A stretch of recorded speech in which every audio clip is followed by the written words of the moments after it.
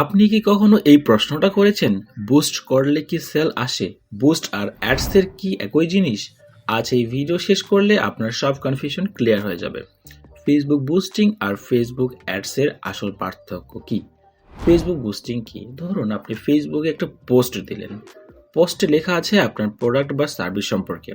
এখন সেই পোস্টের নিচেই দেখছেন বুস্ট পোস্ট লেখা একটা বাটন। এই বুস্ট পোস্টে ক্লিক করলে এবং টাকা দিলে ফেসবুক আপনার পোস্টটা আরো বেশি মানুষের নিউজ ফিডে দেখায়। সহজ কথা, বুস্ট মানে পোস্টে টাকা দিলেই লাইক, কমেন্টস, ভিউ বাড়ানো। ফেসবুক অ্যাডস কি? এখন ধরুন আপনি লাইক না, মেসেজ, লিড বা সেলস চান, তখন আপনি যান ফেসবুক অ্যাডস ম্যানেজারে।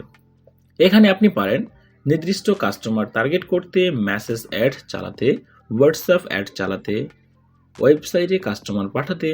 সহজ কথা, ফেসবুক অ্যাডস মানে প্রফেশনাল মার্কেটিং সিস্টেম।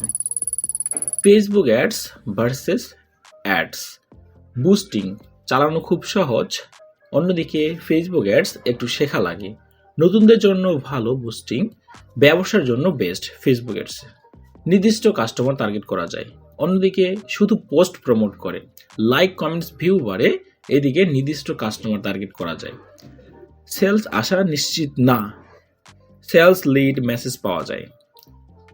এবং এরপরে দেখতে পাচ্ছেন ফুল কন্ট্রোল থাকে অ্যাডস ম্যানেজারের মধ্যে। তাহলে কোনটা ব্যবহার করবেন? আপনি যদি নতুন পেজ চালান, শুধু পোস্ট ভাইরাল করতে চান, তাহলে বুস্টিংই যথেষ্ট। আপনি যদি প্রোডাক্ট বিক্রি করতে চান, বিজনেস গ্রো করতে চান, ফেসবুক অ্যাডস অবশ্যই দরকার। ধরুন আপনি জামা বিক্রি করেন, আপনি যদি পোস্ট বুস্ট করেন, মানুষ লাইক দেবে, কমেন্টস করবে, কিন্তু আপনি যদি অ্যাডস চালান, সরাসরি ইনবক্সে কাস্টমার আসবে।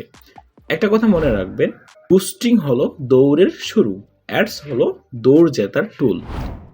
এই ভিডিওটি যদি আপনার কাজে লাগে তাহলে অবশ্যই একটা লাইক দিন, কমেন্টসে লিখুন বুস্ট বা অ্যাডস আপনি কোনটা ব্যবহার করেন। আর এমন সহজ ডিজিটাল টিপস পেতে চ্যানেলটা অবশ্যই সাবস্ক্রাইব করুন।